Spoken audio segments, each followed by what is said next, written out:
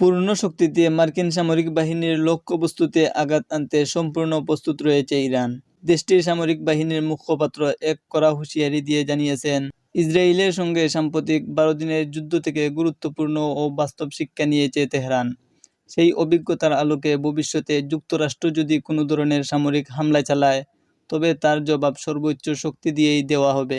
ইরানের সেনাবাহিনীর মুখপাত্র বলেন, দেশের প্রতিরক্ষা ব্যবস্থা এখন আগের যে কোনো সময়ের তুলনায় অনেক বেশি শক্তিশালী, সংগঠিত ও প্রস্তুত। স্থল, নৌ এবং বিমান বাহিনী 3 বাহিনী একযোগে কাজ করতে প্রস্তুত রয়েছে।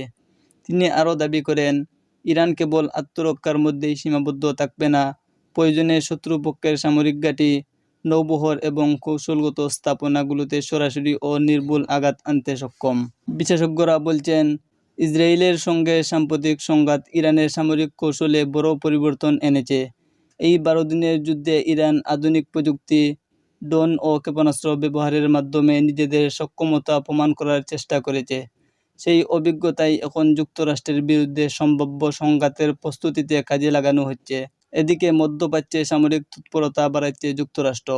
মার্কিন প্রতিরক্ষা দপ্তর পেন্টাগনের বরাতে জানা গেছে, ইরানকে ঘিরে পারস্য উপসাগর ও আশেপাশের এলাকায় আরও যুদ্ধজাহাজ, রণতরী, যুদ্ধবিমান এবং উন্নত প্রতিরক্ষা ব্যবস্থা মোতায়েন করা হচ্ছে। একাধিক বিমান বাহিনীর যুদ্ধজাহাজের বহর ইতিমধ্যে এই অঞ্চলে অবস্থান নিয়েছে বলে জানিয়েছে মার্কিন গণমাধ্যম। মার্কিন কর্মকর্তারা বলছেন, এই সামরিক মোতায়েন সম্পূর্ণভাবে প্রতিরক্ষামূলক ব্যবস্থা। যুক্তরাষ্ট্র তার মিত্র দেশগুলোর নিরাপত্তা নিশ্চিত করতে চায় এবং মধ্যপ্রাচ্যে যে কোনো ধরনের অস্থিতিশীলতা প্রতিরোধ করাই তাদের লক্ষ্য। তবে বিশ্লেষকদের মতে, এই ধরনের সামরিক শক্তি প্রদর্শন পরিস্থিতিকে আরও উত্তপ্ত করে তুলতে পারে।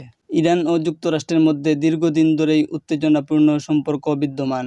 পারমাণবিক কর্মসূচি, অর্থনৈতিক নিষেধাজ্ঞা, আঞ্চলিক প্রভাব বিস্তার এবং মধ্যপ্রাচ্যের বিভিন্ন সংঘাতে জড়িত থাকার অভিযোগ, সব মিলিয়ে দুই দেশের মধ্যে আস্থার সংকট চরম আকার ধারণ করছে।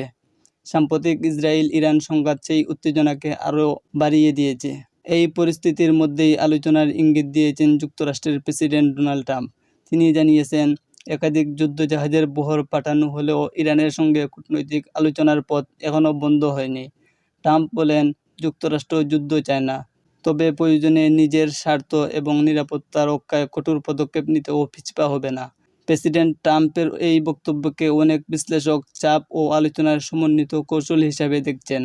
একদিকে শক্তি প্রদর্শনের মাধ্যমেই ইরানকে বার্তা দেওয়া, অন্যদিকে আলোচনার প্রস্তাব রেখে কূটনৈতিক সমাধানের সুযোগ তৈরি করাই ওয়াশিংটনের মূল লক্ষ্য বলে মনে করা হচ্ছে।